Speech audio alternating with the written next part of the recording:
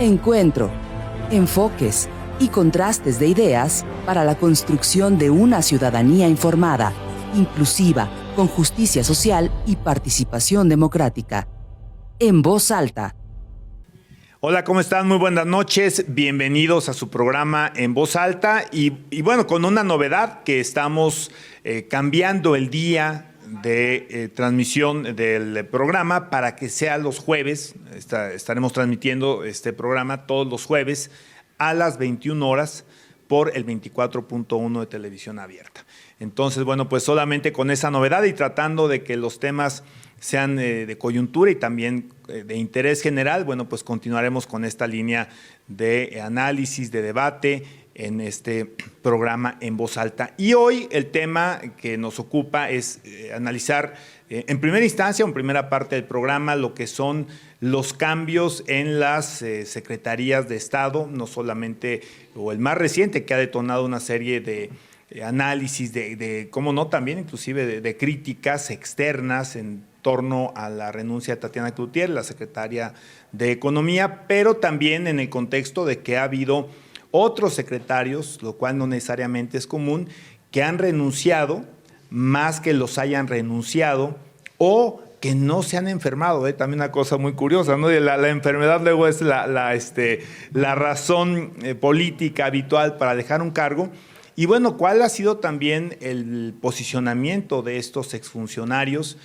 ¿Cuál ha sido el reacomodo que se da por parte también del propio presidente de la República, donde se empiezan a mover otro tipo de piezas, se empiezan a hacer pues los grupos un poco más compactos, empiezan también a ganar fuerza algunos grupos internos dentro de la administración, inclusive pasa a veces también por cuestión hasta del lugar de origen, como ahorita lo podremos analizar. Y bueno, todos esos temas creo que dan mucho, por lo menos para la primera parte del programa. Y bueno, María, pues además de pues darte, mutuamente nos damos la bienvenida el día de hoy, creo que hay aquí un tema con el que yo quisiera arrancar este análisis, ¿no? ¿Qué tan común es que renuncien los funcionarios públicos al margen de los cambios? Yo creo que el análisis, María, que he visto en algunos lados, que se basa en lo numérico por sí mismo, no te dice nada, porque pues, seguramente con Peña Nieto estuvo analizando, hubo muchísimos cambios, ¿no? Hubo secretarias que tuvieron 4 secretarios en 6 años. Las únicas que siempre perduran son 2, las que están Marina y Serena, ¿no? Son los que se quedan todo el sexenio, pero fuera de esto normalmente se dan cambios. Pero es muy extraño y nos vamos para atrás, si quieren nos vamos a Calderón, que también tiene una rotación impresionante, en algunos casos inclusive hasta trágica, ¿no? Trágica, en el caso de Secretaría de Gobernación en 2 ocasiones. Y bueno, nos podemos ir en la historia de las presidencias de la República hacia atrás, pero lo que encontramos poco frecuente son las renuncias. Así es, bueno, pues buenas noches, querido Artur, contenta de estrenarnos en este nuevo horario. Esperemos que nos sigan toda la audiencia de En Voz Alta, yo voy a decir En Voz en Alta, ¿no? En Voz Alta. Y bueno, recordarles que este programa, la idea es tener análisis de los temas que están sucediendo en el día a día, tanto a nivel nacional como a nivel local, y que nos ayuden pues a tener información muy digerible, muy fácil, para que cada una y cada uno de ustedes pueda crear su propio criterio y su juicio. Y arrancamos este tema muy interesante que pone sobre la mesa en el contexto de la última renuncia, ¿no? La última renuncia que vimos la semana pasada de Tatiana Cloutier. Ella fue hasta la semana pasada la secretaria de Economía del gabinete del presidente Andrés Manuel López Obrador, y presenta su renuncia, y esto genera pues muchas especulaciones, ¿no? Polémicas de por qué. Creo que vale la pena entrar también al fondo, a lo que quizá podemos especular como el fondo de esta razón, que tiene que ver el tema de las negociaciones que ahorita se están llevando a cabo con el Tratado de Libre Comercio. Tú bien sabes que llevan varios meses en mesas. Hay una primera fase, que es la fase como conciliatoria, si podemos llamarlo así, o de mediación negociación entre los tres países, Estados Unidos, Canadá y México, en cuanto pues a estos incumplimientos que la realidad es que el Estado mexicano principalmente está teniendo respecto del TEMEC, ¿no? De este Tratado de Libre Comercio que se firma en la administración todavía del presidente Enrique Peña Nieto. Y que temas muy específicos como las reformas que incluso a mí me tocaron debatir en la Cámara de Diputados, como las reformas a la industria eléctrica, a la ley eléctrica del país, que están ocasionando pues una serie de descontentos, pero no solamente descontentos por contentillo, por humor, sino porque realmente violan algunos de los principales acuerdos a los que se había llegado en materia eléctrica, por así de poner un ejemplo puntual, en el TEMEC. Y entonces llevan meses en estas mesas de negociación y de conciliación. Hasta hace, entiendo poco, se decide por parte de los tres países extender este periodo de negociación, digamos, como de buena fe, en buena onda, en buen plan, pero entiendo, y esto fueron, ahora sí que fueron notas que se estuvieron viendo también en los últimos meses, en donde algunos otros secretarios, como Rocío Nale, la secretaria de Energía, el propio presidente, se han mostrado pues muy tajantes, muy cerrados, por así decirlo, en las negociaciones. Y esto coloca a Tatiana en una posición bien complicada respecto de su responsabilidad como principal negociadora del tratado o de las condiciones de respeto del tratado, porque al final de cuentas, pues todo parece indicar que va a terminar determinándose, saliendo sanciones, ¿no? Determinándose sanciones fuertemente económicas para nuestro país por los incumplimientos que estamos teniendo.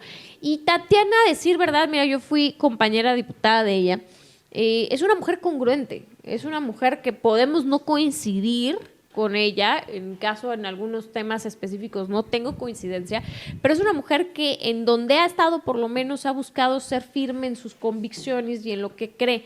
Y yo creo que estando en una posición como la que está, particularmente del TEMEC, pues llegó un punto en el que ella ve lo inevitable, que son estas sanciones económicas para México, que al final del día se la van a cargar a ella como responsable, claro. Y pues seguramente no tiene margen de maniobra, no hay esta, y creo que eso abre el siguiente tema al que quieres entrar, que ahí lo voy a dejar, este tema de no hay apertura, parece ser en el gabinete del presidente, están quienes siguen al pie de la letra y como cieguitos, ¿no? En el tema de no volteo a ver otras perspectivas, no escucho, y quienes de alguna manera pues se han atrevido a disentir, pues digamos dos casos muy particulares, ¿no? Ya lo mencionábamos, Tatiana es una de ellas. Sí, fíjate, te voy a leer ahí textual de una de las declaraciones. Por eso, primero lo que hay que señalar, y creo que hay que reconocerlo, ¿no, María? Esta cultura, no digo que sea bueno en la renuncia como tal, pero la cultura de renunciar cuando no estás, digamos, de acuerdo con lo que se está tomando decisiones, aun y cuando estas decisiones las encabece la persona que te invitó a colaborar. Creo que se vale disentir y decir yo no puedo continuar en este proyecto porque no es congruente con lo que yo pienso, con lo que yo creo, más cuando se trata de algún especialista, ¿no? Pues estoy pensando quizá en el caso de Carlos Ursúa, ¿no? Entonces me parece que la cultura de decir yo me voy porque no estoy de acuerdo con esto es positiva. Yo en México lo había visto realmente poco, ¿no? Como decíamos, si un poquito de broma, pues los renunciaban y los enfermaban, ¿no? Sí, dicho de decir, es que a la CIA no se le dice que no, ¿verdad? Sí, ¿no? Sí. En este exceso de, ¿cómo le llamarías? O el enamoramiento con el cargo, María, ¿no? O sea, el decir, no estoy de acuerdo, pero yo necesito que mantenerme aquí. Que diga secretario, director claro. general, y mientras yo tenga ese puesto, estoy dispuesto a soportar lo que sea. Y entonces a mí me parece, la verdad es que muy digno el tema de que digan me voy, ¿no? Y también, te quiero leer textualmente, es muy fuerte, por eso digo que eso también cambia algo, estos funcionarios que han salido y su papel como exfuncionarios. Han sido, yo le llamo muy vocales, han dado entrevistas, han hecho planteamientos de los porqués y algunos se han aventado muy fuerte. Una jauría rodea al presidente y no deja avanzar los proyectos. Le llevan mentiras, cierro comillas. Esa fue la declaración de Tatiana Cloutier a Enrique Galván, un periodista económico importante. Él colabora principalmente en el programa de Carmen Aristegui. Y la verdad es que es una declaración bastante fuerte, viniendo de una exsecretaria de gabinete, viniendo de la excoordinadora de la campaña del actual presidente. Y entonces, pues aquí la verdad es que se suma a otras declaraciones. Recuerdo muy recientemente la entrevista que le hace Carlos Loret a Carlos Ursúa, las declaraciones frecuentes en medios de comunicación de Germán Martínez, en fin, ¿no? Jiménez Espriu también, el que fue secretario de lo que era la SCT, y bueno, donde también renuncia por tener diferencias de opinión fuertes con el presidente. Entonces, la lealtad, María, o la incondicionalidad. A mí me explicaba un hombre muy exitoso en política que él prefería los leales, porque el leal tenía la obligación de decirte lo que pensaba, al incondicional que simplemente haría lo que le dijeras. Claro, pero a ver, yo creo que también hay que analizarlo desde la otra perspectiva. Para que existan colaboradores leales, tiene que haber pues un líder o un jefe o una líder o una jefa con la apertura y con la humildad de escuchar, ¿no? O sea, puedes no estar de acuerdo. Al final de cuentas, tú y yo podemos no coincidir, pero tenemos ante todo el respeto de escucharnos, y que al final de cuentas, cuando tú conformas un equipo, lo haces pensando, creo yo, quiero pensar que así fue el caso del presidente, reconociendo las habilidades, las aptitudes, la experiencia y los conocimientos que todas y todos ellos tienen en su ámbito o en su materia. Entonces, al final de cuentas, cuando partes desde la humildad de reconocer que quizá tú no eres todólogo, que no eres dueño único de la verdad, y que al final de cuentas quien está sentado a tu mano derecha es especialista en la materia, pues creo que es importante escuchar, ¿no? Pero el que esa colaboradora, en este caso particularmente Tatiana, y como ya has mencionado a varios, tenga la posibilidad de disentir, de plantear perspectivas distintas, ¿no? Sí pasa mucho por el líder, o en este caso por el presidente. Yo creo que mucho de esto, yo no dudo, y conociendo de verdad a Tatiana, que sí se lo haya expuesto, ¿eh? Yo creo que ella, como Ursúa, como varios, tuvieron la posibilidad de eventualmente plantearle la diferencia de pensamiento o de visión o de rumbo al presidente en los temas a los que ellos les competía dirigir, y que precisamente esa cerrazón es la que hace que se separen, ¿no? Yo coincido contigo, celebro el hecho de que hoy en día en México puedas decir renuncio. Yo creo que eso permite y abona a que tengamos servidoras y servidores públicos, políticos de carrera con convicción y principios, ¿no? Que no te dejes ir en el mar o en la corriente, sino que puedas tener pues la decisión y implica un acto de valentía sin lugar a dudas, y más en un sistema como en el que estamos y con un presidente tan dominante como el que tenemos. Implica un acto de profunda valentía el decir yo me retiro porque no tengo ninguna coincidencia o no tengo coincidencias, ¿no?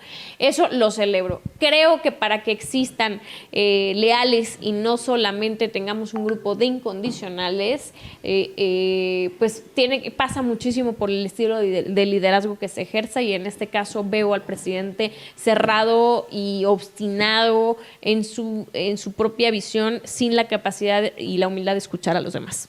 Ahora, María, ¿no hay un tema también aquí un tanto cuanto ideológico donde de alguna forma algunos de los funcionarios no se han adaptado? Con la razón de decir no estoy de acuerdo, ¿no? Pero no se han adaptado.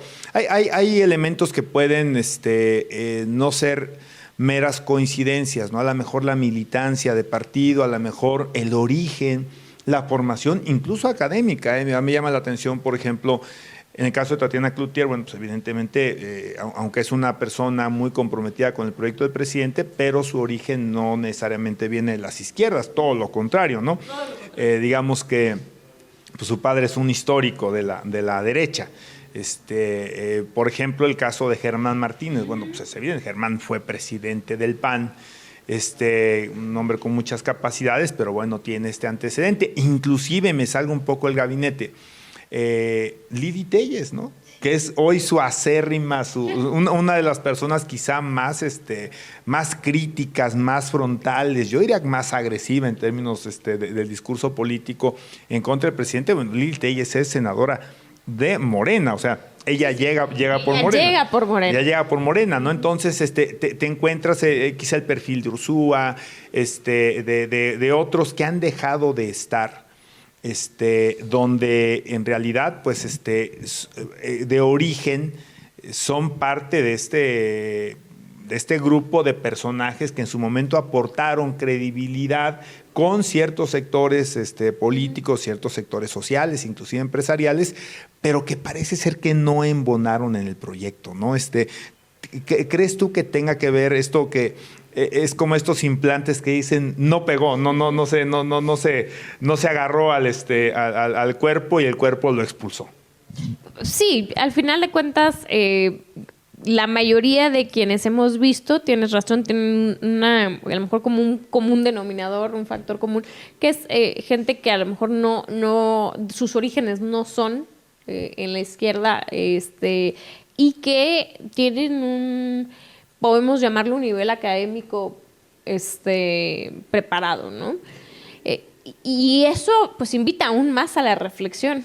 O sea, creo que invita aún más a la reflexión. Yo siempre he dicho que en el servicio público necesitamos a las y a los mejores.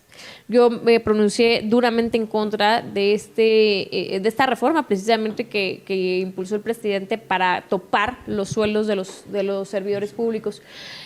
Incluso con otros temas, no solamente topar el salario de los servidores públicos, sino impedir, por ejemplo, que si te dedicas a la industria eléctrica y eres servidor público, una vez que dejas de ser servidor público durante los próximos 10 años no puedas desempeñarte en el mismo rubro, en la misma materia. Sí, en el trabajo que se supone que eres especialista. A mí me parece un contrasentido, porque lo único que pasa con esta visión llevada al radicalismo y a un extremo de la austeridad, que creo que es lo que caemos, es que lo único que dejas es que la gente especializada, la gente con mayor capacidad, con mayor experiencia, porque así es, o sea, al final de cuentas, la experiencia cuesta. Y se paga económicamente, y las empresas lo saben, ¿no? Tan es así que pues para traerte al mejor CEO pues te cuesta dinero, ¿no? Para dirigir a una empresa. Y yo sí no soy partidaria de que se vea igual a una empresa que al gobierno, pero me parece que sí limita mucho las posibilidades de contar con grandes especialistas en los temas esto. Y en ese sentido pues creo que coincide. Ahora, hablando de este exceso de la austeridad, y de verdad que me parece muy oportuno también decirlo, porque creo que va en el tenor del por qué estos perfiles se han separado de la 4T, por así decirlo, o concretamente del presidente Andrés Manuel López Obrador. Sí creo que estamos llegando a un extremo de austeridad en donde está completamente malinterpretada. Lamentablemente yo te quiero compartir, en estos últimos días estuve buscando por cuestión de salud una vacuna en México y no fue posible conseguirla. No fue posible conseguirla cuando en México, al final de cuentas, teníamos muchísimas décadas con reconocimientos internacionales por nuestro sistema de vacunación. Y hoy es lamentable que una vacuna que antes estaba a la disposición en cualquier centro de salud no la puedas encontrar. Creo que estamos viendo, ayer se reportó que se cayó el sistema de migración en el Aeropuerto Internacional Benito Juárez. O sea, cuando en la historia habíamos visto que se cayera el sistema, y esto abre a la conversación del siguiente tema. El tema de la vulnerabilidad que estamos teniendo, lo vimos con el hackeo, ¿no? Y ahorita lo vas a presentar tú el tema, querido Artur, pero creo que estamos cayendo en un exceso en donde este radicalismo en la austeridad nos está dejando muy vulnerables como Estado mexicano, como gobierno y por supuesto a los ciudadanos. Que entiendo, María, que fue argumento de algunas de las renuncias. Por lo menos se me ocurre la de Germán Martínez. Es decir, control que se ejercía desde una oficialía mayor en la Secretaría de Hacienda, ni siquiera del secretario de Hacienda, y que pues tenía muy inoperantes a instancias que dependen evidentemente de un ejercicio presupuestal que por lo menos se mantenga en un promedio parecido al del pasado, ¿no? Porque si se empiezan a recortar, pues es muy complicado operar y claro, todo el mundo quiere brillar, todo el mundo quiere entregar resultados en sus propias áreas, sus propias secretarías, direcciones generales, y parece ser que, bueno, pues estaba restringido o está restringido para algunas secretarías, para algunas áreas en particular, porque hay una apuesta a ciertos proyectos, lo cual podríamos pensar podría tener una validez el priorizar, nada más que entendiendo que la lógica presupuestal es que si jalas, pues descobijas, ¿no? Tiene que salir de algún lado. Y algo que podría ser a lo mejor no, que no entra luego en el rango de medición, que sin que sea necesariamente una disculpa, es que tanto ha afectado también en estas cuestiones del ejercicio presupuestal, en la propia recaudación, pues que se ha sido un gobierno, un sexenio que ha operado en buena medida en una pues profunda crisis económica que tiene en cierta parte de su origen el tema del COVID, ¿no? Pero bueno, pues ahí hay quien crea que es una justificación suficiente o no. Y sabes qué, mira, son dos factores que creo que es lo que está apretando mucho. Sí hay, pues hay una austeridad, creo que mal implementada, pero además la visión de gasto. ¿A qué voy? Hoy 8 de cada 10 pesos se están yendo a los programas insignia o emblemáticos de este gobierno, a las obras, ¿no? Más representativas del presidente. Y eso, estás hablando que si te gastas 8 pesos en eso, te quedan 2 para repartir en todo lo demás. O sea, te quedan 2 para las vacunas, te quedan 2 para los medicamentos, te quedan 2 para los hospitales, te quedan 2 para las escuelas. O sea, esos mismos 2 tienen que alcanzar para todo lo demás, cuando tu proporción en visión es que 8 pesos se vayan al otro. Entonces, aquí sí es cuando dices la visión pues sí, de gobernanza, ¿no? De política pública en materia hacendaria, en materia de inversión del gasto público, pues me parece que también nos está dejando muy ahorcados. Y se ve en la eficiencia también burocrática.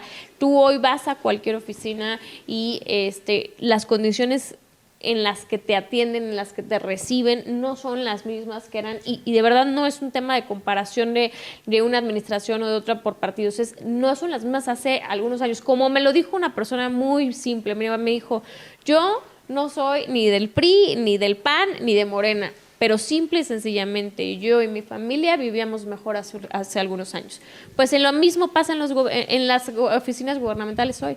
Independientemente, quitemos a un lado el partido político, estaban mejor las oficinas, tenían mejores condiciones para podernos brindar un mejor servicio a los ciudadanos hace algunos años. Y esto digo que lo tocamos a colación precisamente de que el funcionario a veces se encuentra como única salida el decir, señores, ahí les devuelvo en changarro porque yo no puedo continuar en esta condición donde no puede entregar por lo menos los resultados que aparentemente se te encargan cuando, oye, si te dicen tú te vas a encargar de la cuestión económica, comercial, de salud, de llevar finanzas, en orden, ¿no? Bueno, pues en la medida que me den los elementos para cumplirlo y si no, como lo hemos de alguna forma aplaudido, pues señores, yo me voy, ¿no? Pero otra cosa que ha sido también analizada, por algunos criticada, María, no solamente es el decir o el ver quién se fue y por qué se fue, sino quién llega. Yo te preguntaría, María, a ti que has estado muy involucrada también en cuestiones constitucionales dentro de tus labores como legisladora, que a mí también me gustó, yo en su época fui presidente de la Comisión de Puntos Constitucionales.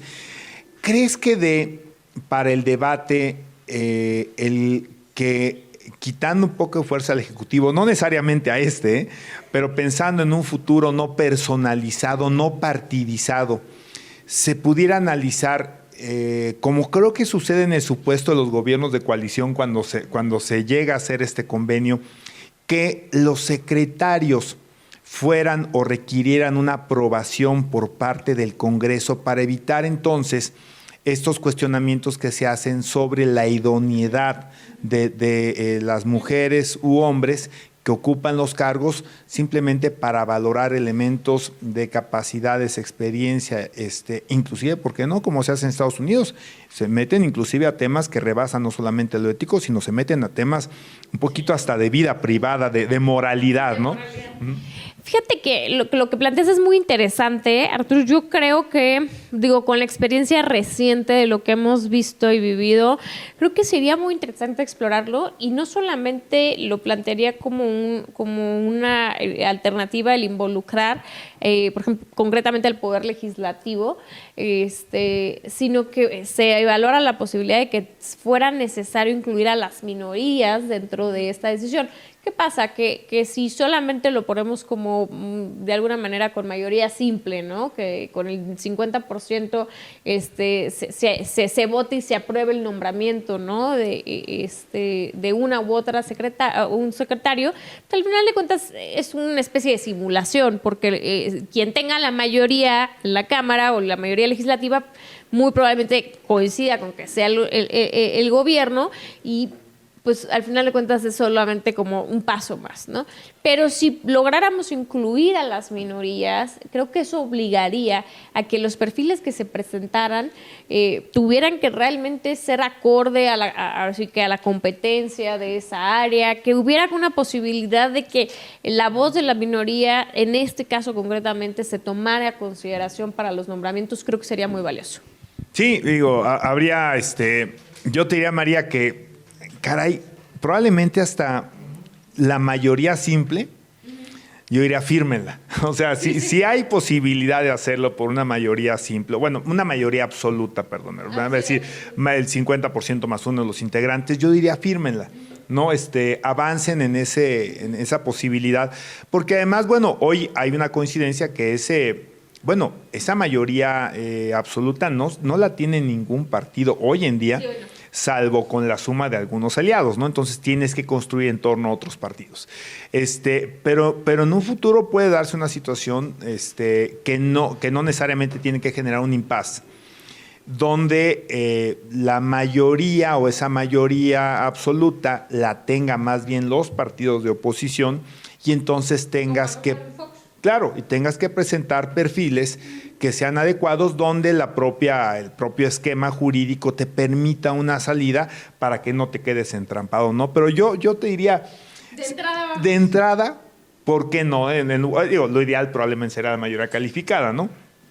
Sí, a ver, al final de cuentas no hay que olvidar que dentro de las facultades del legislativo, concretamente de los diputados y las diputadas federales, está el mandar llamar a cualquier funcionario, ¿eh? Pero ya no van, ya se presentó un caso donde uno dijo, no voy. Eso es a lo que voy, o sea, está estrictamente señalado como una de las facultades del Poder Legislativo, pero efectivamente, la verdad es que hoy ya no se respeta, no se cumple, incluso cuando van, lo hablo desde la práctica, van con un tiempo reducido, casi que arman sus preguntas, te dicen qué les gustaría, y dices, oye, bueno, pues esto es para que perdemos el tiempo, ¿no?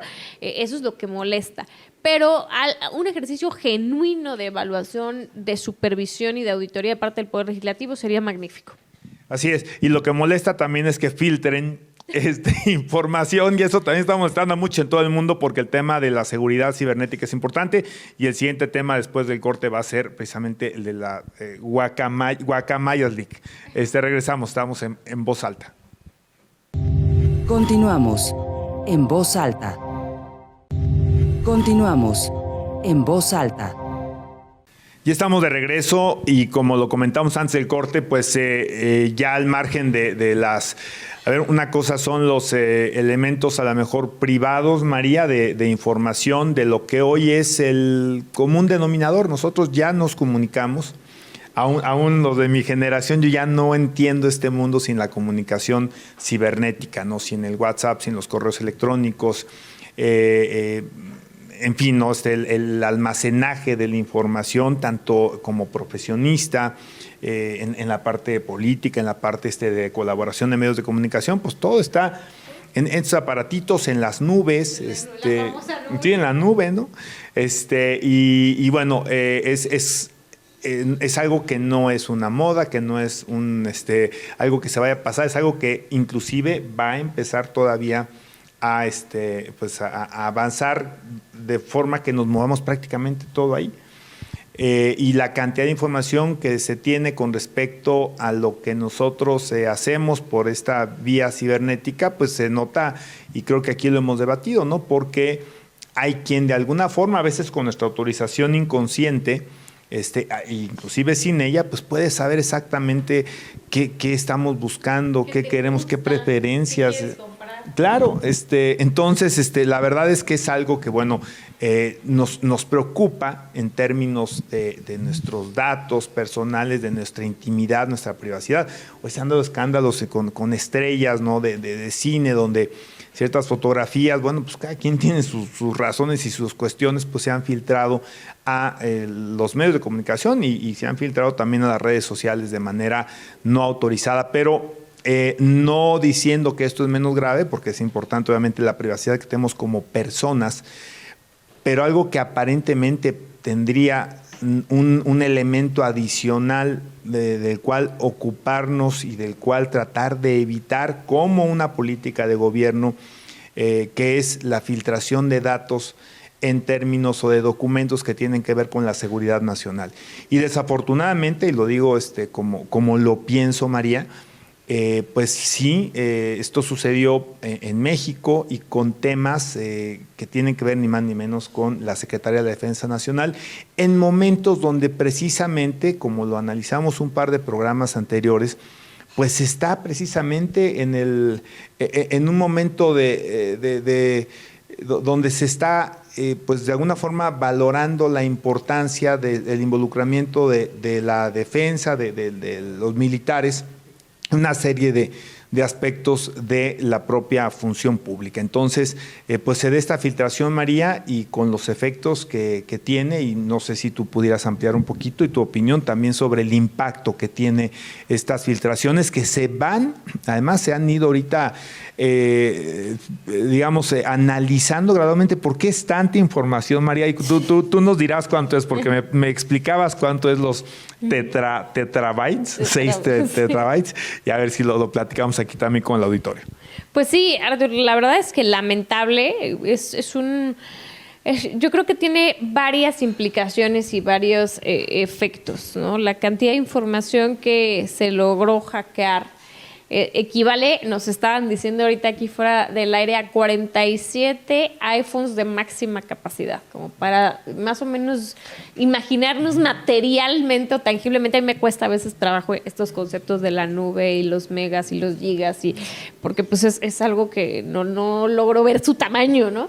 Pero más o menos se estima que entre 47, 49 iPhones de máxima capacidad llenos, ¿no? Con documentos, archivos PDF, etcétera, es lo que se... A ver, María, yo déjame ponerlo en palabras de la parte profesional. Ahí en la oficina, cuando me dicen, licenciado, necesitamos un disco duro de 6 terabytes, no tetrabytes. No, digo, pues, ¿qué van a guardar? O sea, la oficina entera, el archivo y realmente la oficina entera. Sí, ¿no? sí, así a ese nivel. Y bueno, a ver, yo creo que tiene muchas implicaciones. Y creo que en primer término se desvió la conversación, si me lo permiten así decirlo, la menor de ellas. El primer foco de atención fue el estado de salud del presidente. No digo que no sea importante. Claro que lo es, incluso hay lugares en el mundo en donde es obligación constitucional informar el estado de salud, ¿no?, del presidente. Y evidentemente pues aquí no solo no se ha informado, sino se han ocultado cosas que podríamos entrar al debate de si, pues quizá por estabilidad financiera, económica, política, social, por muchas razones, pero al final de cuentas creo que a nadie nos gusta que nos engañen. Pero creo que fue un distractor, o sea, porque hablar de la salud del presidente dentro de toda esta información que se hackeó, me parece que hay temas muchísimo más sensibles. Yo creo que esos temas de seguridad en los que, pues puntualmente ya se han ido desmenuzando algunos detalles como el Culiacanazo, como algunos otros. Esos son, o por ejemplo, cómo están ahorita las garitas los puntos fronterizos, ¿no? de nuestro país con nuestro vecino del norte, la escasez de personal migratorio que tenemos y de defensa en estos puntos, que son las puertas de entrada y de salida de nuestro país, que es sumamente delicado. Entre muchos otros temas, eso es creo que lo que realmente nos debería de estar ocupando. Y el mensaje general que me preocupa, y creo que nos preocupa a muchas y a muchos, es decir, oye, ¿qué tan vulnerable somos si a la Secretaría de la Defensa Nacional le pudo pasar esto? Y entonces lo quiero llevar a un tema un poco coloquial, si me lo permites, Artur, pero últimamente hemos visto muchísima gente que le hackean su teléfono. Uh-huh. Y que a través de hackear su teléfono acceden a sus cuentas bancarias. Y les vacían las cuentas o les meten goles en las tarjetas de crédito o adquieren información de contraseñas, etcétera, etcétera, etcétera. Y lamentablemente no hay nadie que haga algo, porque a mi papá le pasó. Me tocó llevar todo el proceso y no había mucho que hacer. Y llegabas y hablabas con la policía cibernética. Y pues la policía cibernética decía, pues no puedo hacer nada. Entonces, ¿qué tan indefensos estamos? O sea, pongo los dos contrastes, porque uno es desde que te hackeen tu WhatsApp o tu teléfono celular hasta que hackeen el sistema de ciberseguridad de la Secretaría de Defensa Nacional. Pero estamos sumamente vulnerables. Y yo creo que hay dos grandes reflexiones en esto. Además de que el contenido, y ahorita a lo mejor comentaremos sobre ello, el contenido deja muchas cosas que decir. Creo que el hecho de la vulnerabilidad, tanto como ciudadanos de a pie que somos todos nosotros y todas nosotras, y que estamos expuestos a esto, y que no hemos avanzado como Estado, como gobierno, como sociedad, en la protección de nuestra ciberseguridad. Estamos altamente expuestos. Todos los días consumimos tecnología, pero no hemos avanzado en la protección de ese consumo de la tecnología. Como la gran reflexión, y vuelvo, perdón que lo repita, pero el tema de la austeridad. O sea, el Estado mexicano tiene que invertir en ciberseguridad y en el mejor sistema de ciberseguridad, sí lo tiene que hacer. Ahí no tiene que escatimar. Y por eso esta idea de la austeridad llevada a una mala implementación, como el caso concretamente de esto que está sucediendo, pues no tienes los sistemas que se requieren y fácilmente estás expuesto a estas cosas. Sí, creo que tenemos que cuestionarnos la capacidad que tiene el Estado precisamente de poder, primero, tener estas digamos, protecciones en términos de ciberseguridad, y dos, María,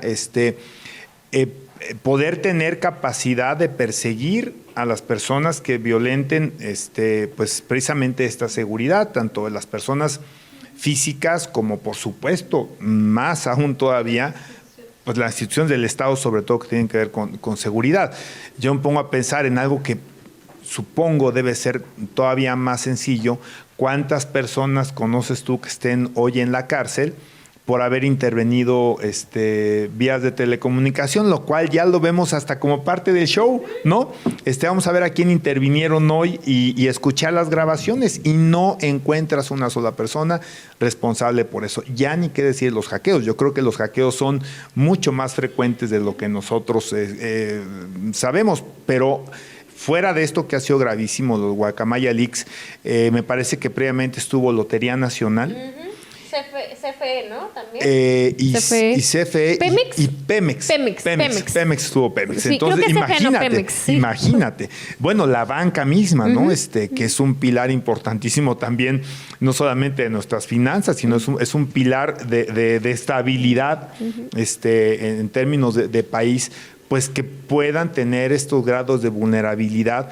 Sí es algo que nos hace preguntarnos dónde estamos parados y por qué no, María, en términos también de por qué no se ha planteado por parte del gobierno, por parte del Congreso en las propias leyes, por qué no se ha planteado o replanteado cuáles son hoy nuestras nuevas necesidades para efecto de poder tener la seguridad que requerimos. Con otra, además de lo que dices, que me parece sumamente valioso.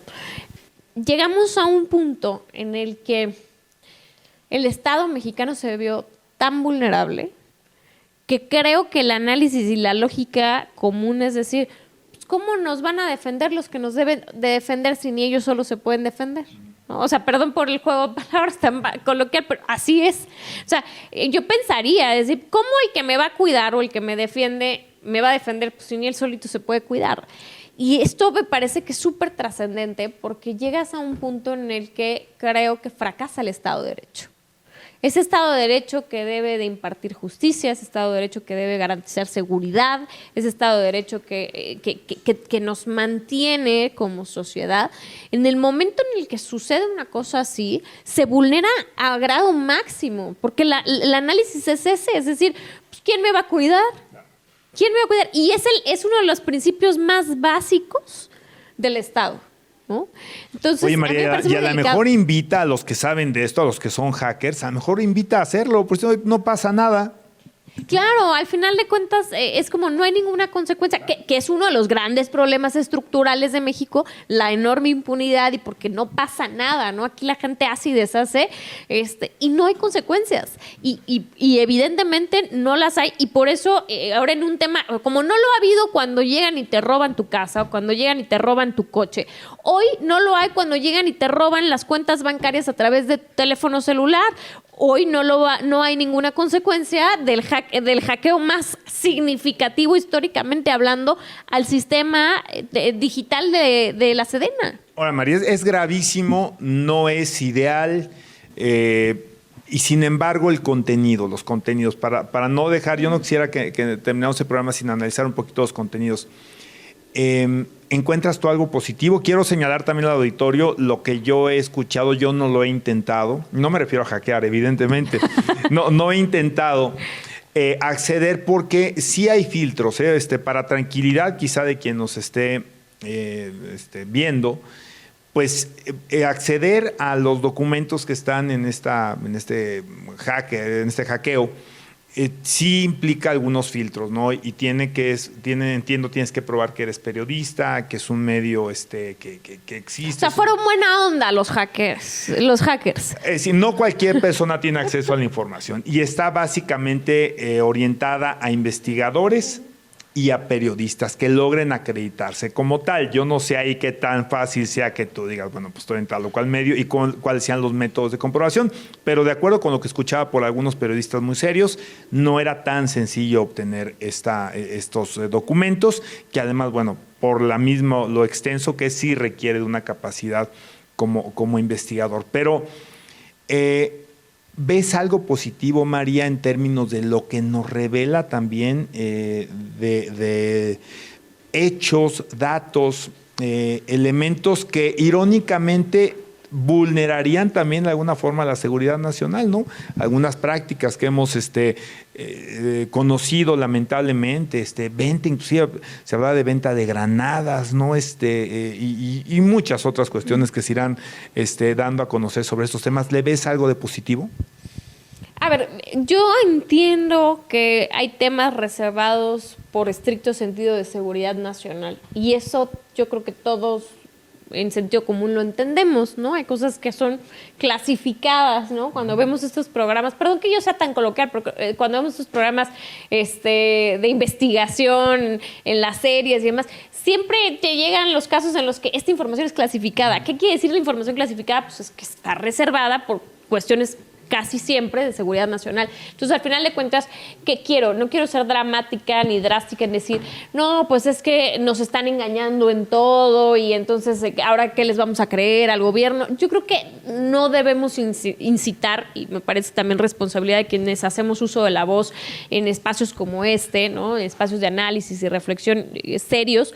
Me parece importante decir, no podemos irnos al extremo como sociedad, decir, no, es que nos ven la cara en todo y nos engañan en todo. No es así. Hay temas que por el estricto sentido de seguridad nacional y por los temas que se tratan son clasificados y así debe de serlo, ¿no? Y que cosas como... Inclusive hay una ley para esos efectos. Por supuesto, y además cosas como este hackeo quizá ponen en evidencia y revelan cosas que no tendrían que revelarse, que ponen a lo mejor en peligro a personas, que ponen en riesgo la vida de integrantes de las Fuerzas Armadas, de familias. A ver, los soldados tienen esposas, tienen hijos. Nosotros aquí en la zona militar hay una escuela llena de niños que son hijos de pues integrantes de las Fuerzas Armadas o hoy también de la Guardia Nacional. Entonces, no podemos deshumanizar y pensar que las consecuencias de este hackeo ponen en riesgo a algunas personas. Ahora, que sí creo que hay otros temas en los que sí visibiliza que de alguna manera no se nos comunican las cosas como se tiene que hacer. Entonces yo creo que no tenemos que irnos ni a blanco ni a negro, tenemos que tener la capacidad de discernir, de entender que esta situación vulnera, pone en riesgo a muchos, nos pone a riesgo en general como Estado mexicano y que la información, el contenido, pues hay que irlo desmenuzando y segmentando. Claro. En un momento, yo creo que esto verdaderamente fue medido con una precisión política muy importante, María. O sea, la verdad es que a mí lo que sí me preocupa, efectivamente, tú lo dices, hay razones por las que se deba guardar la confidencialidad de cierto tipo de documentos, de cierto tipo, obviamente, de comunicaciones, de órdenes, ¿no? De adquisiciones también.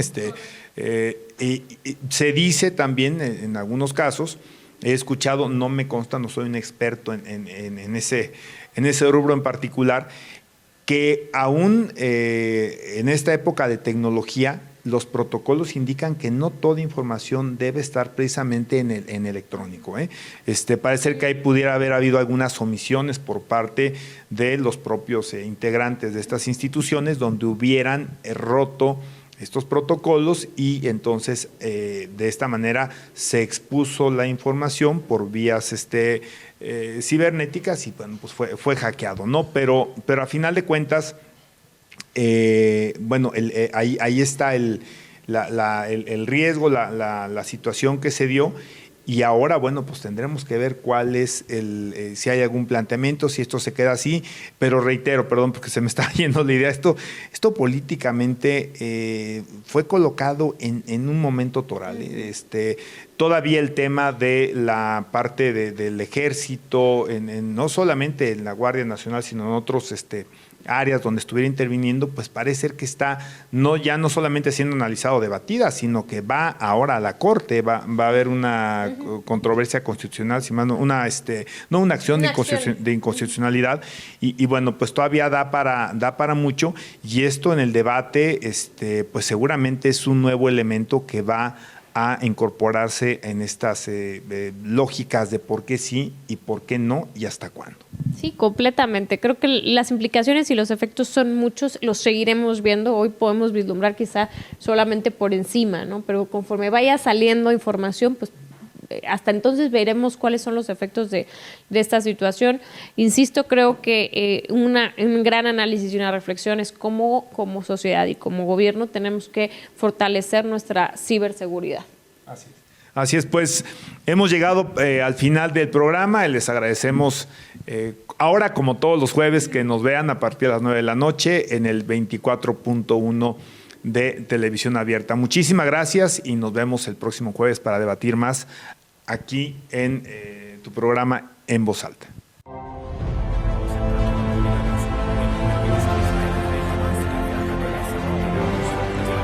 Gracias por acompañarnos en esta emisión. Esto fue En Voz Alta.